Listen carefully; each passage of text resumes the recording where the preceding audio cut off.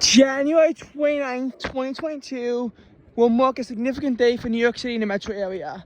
For every side except JFK, there has been the last day a 6-inch winter storm has occurred in the metro area. And furthermore, it also could represent the last significant winter storm to hit New York City. And I'm being serious, I've said that as we have had a 3-year snow drought since, with a lack of significant events, and this has the potential to be year 4. In this video though, what I want to do is just as I have to walk home from Morton Village, analyze some winter storms that have been, the biggest at their respective locations since. And I think the biggest culprit of this is going to be the February 2024 nor'easter. First of all, I have to specify that none of this is going to occur in the winter of 2022-2023. The 2.3 inches of total snowfall at Central Park and the 4.9 total inches of snow at Bridgeport are record low values. JFK's 1.7 inches and New York's, I think, like 2.1-ish, are also going to rank as the second least snowy. And LaGuardia tied that mark with, I think, about 3.4 inches of total snowfall. Islip is unique because they actually pulled away with 5 inches of snow, which was their 5th least snowy. And actually, they got more snow. I'm not sure about 2019, 2020, but it's certainly possible. But they got more snow in the winter of 2011, 2012. They got less snow in 2011, 2012. Mainly because storms like the Halloween nor'easter, which brought about 3 inches of October snow to Central Park and 5 inches of October snow to Newark, basically missed Islip. They did get some snowfall, their first October snowfall on record, and after that, winter actually turned out to be relatively mild once you got past the initial struggles of October. But there was no early snowfall in the winter of 2022-2023. The coldest it got all October was around 42 degrees. And there was, a notable nor'easter, but it occurred in the first few days of October before it can snow. November 2022 was odd because the month started off historically warm with temperatures approaching 80 degrees on November 7th. However, then temperatures cooled off substantially. However, by that point, it was dry. No snow. December 2022, parts of the metro got no snow, and the parts that did was very minimal. A big storm brought 2 inches of rain with temperatures in the 50s, and then temperatures nosedived down to 8 degrees, but they just could not overlap to produce any snow north of Trenton. January 2023 saw nothing, and it barely even dropped below freezing. There were only 4 days that dropped below freezing in January 2023. February 2023 had some snow, but it was a very dry month, and a lot of it the precipitation that did come as rain because it was still warm. March 2023 saw next nothing as a winter storm that could have dropped a foot of snow, missed New York City, and dumped minimal amount of snow at best. And April 2023, was just a very warm month in general. Nothing is going to happen with 2022-2023. The biggest winter storm across the area was February 28, 2023, and in Central Park, they didn't even get an inch of snow on a single day, 1.8 inches in total, but their inch-long snow drought would continue until January 2024, which is really pathetic, because October 2023 was a warm month. November 2023 was a cooler month, but a mostly dry month, and it's just tough to get snow in November in general. December 2023 was a historically warm month, one of the warmest Decembers on record. And January 6th, there was snow that fell, but except in Bridgeport, it was under an inch. Also, one thing that I am going to mention is that the February 28, 2023 winter storm that, again, I said was consistently the biggest everywhere, when the totals that fell, even in that storm, were minimal for, the most part. They were, under 2 inches or under 3 inches. Bridgeport got the most at 3.8. But I was able to go through and verify that they've had at least some winter storm that was snowier since. So that's a history lesson.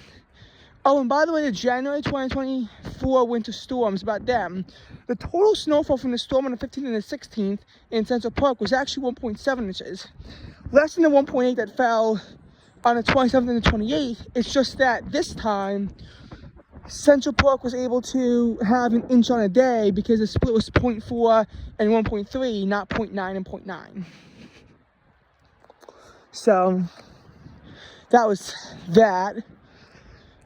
But that winter storm was also notable because it brought between 4 and 5 inches of snow between Baltimore and between DC and Philly, including Baltimore. And January 15th actually set a daily snowfall record at Baltimore. And on the 19th, another winter storm that only dropped 0.4 inches of snow at Central Park, although it did drop 1.3 inches at LaGuardia, wound up, again, 4 to 5 inches of snow in the DC to Philly corridor. Both storms had their main precipitation shield go south. This is in contrast to 2022-2023, where storms were just missing the East Coast in general because it was too warm. There were opportunities, and New York City just wasted most of them. Nonetheless, the primary storm we're going to focus on is February 2024 nor'easter. 3.2 inches of snow fell at Central Park during this storm, and 4.9 inches of snow was recorded at Newark, New Jersey. 7.6 inches of snow fell at Bridgeport. So for those three sites, that's when it's going to be. It's going to be that nor'easter in February 2024 on the 13th. It was, in 2023, besides the one in October 2022, the only nor'easter was March 14th. But by that point, you had 0.1 inches of snow at LaGuardia and JFK, 0.4 at Newark, a trace at Central Park and Bridgeport. Islip did somehow get 1.2 inches of snow during that event, but that wasn't their biggest event of the winter. Even though, that was all that stuff.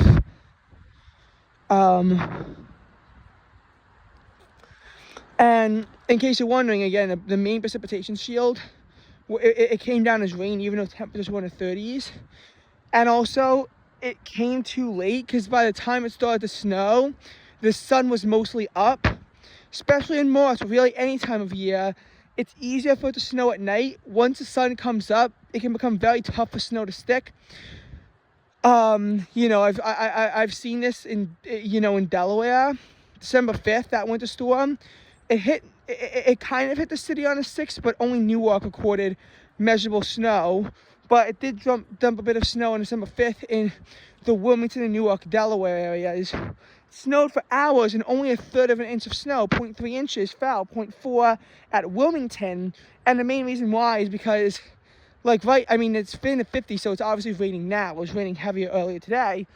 But even if it was in the 30s and snowing, or 20s, it would be tough just because of how the sun is kind of peeking its head through and it melts a lot of the snow. And that came with temperatures in the mid-20s. This came with very marginal temperatures. It was a very marginal setup. And that's why everyone kind of knew it was going to be one of the storms where you might get a tiny accumulation at best. And it's sort of verified because except for Long Island, the metro area got the short end of the stick on that one. But February 2024, you had a nor'easter in winter, and you actually had almost an inch of precipitation.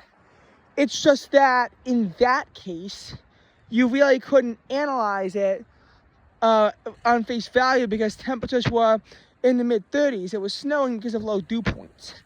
But the snow was still very water heavy. Ratios were about 4 to 1. And that's why Central Park only came out with 3.2 inches of snow. However, they have not had a snowier event since. They've come close, but they've not had a snowy event since. Newark's 4.9 inches of snow. It would come close again, but never hit it. Bridgeport, they never even really came close to having 7.6 inches of snow in a single storm after this. Just for reasons. However, even with this nor'easter, February 2024 would rank as below average for every location except one, JFK Airport. Now, they did get over 4 inches of snow out of this nor'easter as well, but what really propelled February 2024 was a winter storm just days later on the 17th that would actually have historic snowfall rates across the central Pennsylvania, New Jersey corridor, sort of along I-78. However, the southern tip of this would hit the northern tip of this would hit the southern edges of New York City. Staten Island had 10 inches of snow from that storm because of how historic the snowfall rates were. Parts of Long Island had 6 inches of snow, and yet you went to my house, 3.5. And most of the metro area didn't get a ton out of this. Bridgeport almost missed it entirely. However, what was hit hard was Kennedy Airport. So, LaGuardia had 3.3 in both storms, so both storms were tied at LaGuardia until 2025, which we'll get to in a second. Newark at 4.2, so again, it came close. Valiant effort, but no cigar. 2 inches of snow at Central Park. Which, by the way, can we reflect how we had 2 inches of snow, or like 1.6 on February 13th, 2022, and yet nobody remembers it at all because back then it used to snow consistently? I didn't even mention it in the video at first, but I just wanted to mention that January 29th, 2022 was not the last time it snowed that winter, just that we didn't think it was really relevant at the time, whereas now that happened, everything has just changed over the past couple of winters. I just wanted to point that out. Nonetheless, back on topic, but ice slip, I think, in both the snowfall totals kind of in the 4s in both of those winter storms, but we'll get to ice slip at the end. You'll see why. JFK Airport got 6.1 inches of snow. They were in that area that had the extreme rates. And they were on the southern tip. And if I-78 was extended, you'd see how JFK Airport kind of comes the closest to the I-78 corridor. That winter storm is also the reason why Allentown, Pennsylvania had near average snowfall, even as everyone else in the Northeast had below average snowfall. Allentown was near average, and areas around Allentown, Pennsylvania were slightly above average. It came from them getting about a foot of snow in that singular clip in an area where that's about half your winter snowfall. Anyway, this storm, again, kind of missed New York City to the south, but only 3.5 inches of snow fell in Philly and 2.2 in Baltimore. So it's not like it really missed New York City to the south, as compared to the January 2024 storms, or a bunch of storms in January 2025. First off, though, we have to shout out December 21st, 2024, because the 1.8 inches of snow at LaGuardia and 2 inches of snow at ice slip, while not even in contention for this list, were actually daily snowfall records. They actually were. And again, most of the metro area had about 1 to 2 inches of snow, even 3 out of this. Not going to make the list, but it's just an honorable mention that I wanted to mention. But January 6th is really what I'm talking about when I say storms like missed us to the south. Less than an inch of snow fell across the New York metro area. Central Park at the most, which is a unique change, at only 0.9. But there's a half foot of snow in the DC and Baltimore area, and still 1.8 inches of snow that fell in Philadelphia. So that's kind of where I'm getting at when I say really missed the south, I mean stuff like this. But this is the trend all winter. A cold winter, but a dry one where storms persistently miss us to the south, enhancing the drought we already had earlier on. Because what I didn't mention with 2024 was how March was historically warm, and there really was never an opportunity for snow, as it rarely even got below freezing. April, there actually was measurable snow as far as at this Hartford, but it missed New York City. when it came down as rain with temperatures around 40 degrees. In October 2024, it never precipitated, period. And in November, again, there was a period of rain and temperatures in the 50s, upper 40s, and there was like a kind of nor'easter, but it only snowed in the upper elevations because it was like early on, which kind of makes sense. And those were the rains that actually helped to bust the drought in the first place, because it had been getting really bad up to that point 4. Okay, got that all out of the way. But January 2025, that was the theme. Storms just miss us in every direction. In New York City, we get a clip of it, but nothing significant. A half inch of snow on January 11th in Central Park, for example, as Atlanta got about 2 inches of snow, which is highly significant for that region. Highly. Now, January 19th to 20th is forecast to have 6 inches of snow, and that storm busted spectacularly, as Central Park had only 1.6 inches of snow from that event, and most other metro sites are between 2 and 3. But LaGuardia is going to actually tie for the most snow since that fateful day in January 2022 on this event, as they picked up 3.6 inches of snow, which is again enough for them to tie the record. And the tie will be, we'll look at the other storm later, because this was actually more significant in a lot of places. But that was a story just kind of as to how January went. Storms just missed us in every direction. But February 2025 still had cold and precipitation for the first half of the month. Although after the 15th, there was only small bouts of precipitation that would produce a little snow, barely anything. March 2025, just so you know, was also another one of those historically warm months, 4 degrees above average. And April 2025 had a chance with a nor'easter, or several nor'easter-like systems in early April, but none of them amounted to be anything that would produce snow, even though they came close with rain and temps in the 30s. But that's very hard to get snow by mid-April. Anyway, I'm digressing too much. February 2nd was a light snow system. February 6th was a light snow system. February 12th was a system that kind of missed the south, but still dropped about 2 inches of snow in the metro area. The 15th kind of missed the north, but it dropped about a half inch of snow in the area. What I'm really getting at here is February 8th and very early into the 9th. If you want a single day, January 19th stands alone, but the February 8th to 9th system at LaGuardia Airport was 3.5 on the 8th and 0.1 on the 9th. That actually does combine to 3.6 inches of snow. February 8th to 9th in Central Park was 3.1 inches of snow, so it was close. Most of the area was consistently just around that 3 to 4 inch range. Islip was at the 4.1, so they were slightly above.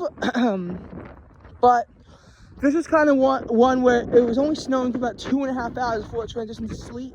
It was just one of those instances of where the snow came down very heavily. It's kind of one of those it's pouring snow moments where even though it came down in an intense clip, it was a super intense clip. And that's what really made the difference. Overall though, 2025-2026 winter has gotten off relatively quickly here.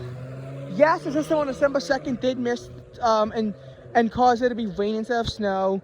And yes, the system on the 5th would miss the south. But on the 14th, there would be widespread snow again. 2.7 inches at Central Park and 2.6 inches at LaGuardia. But, and I think Newark was somewhere in the 3s, I want to say. JFK was 4.6 inches, but that's not going to be enough. And Bridgeport also, again, just wasn't going to be enough. But Islip, 5.8 inches, along with JFK, a daily snowfall record on December 14th.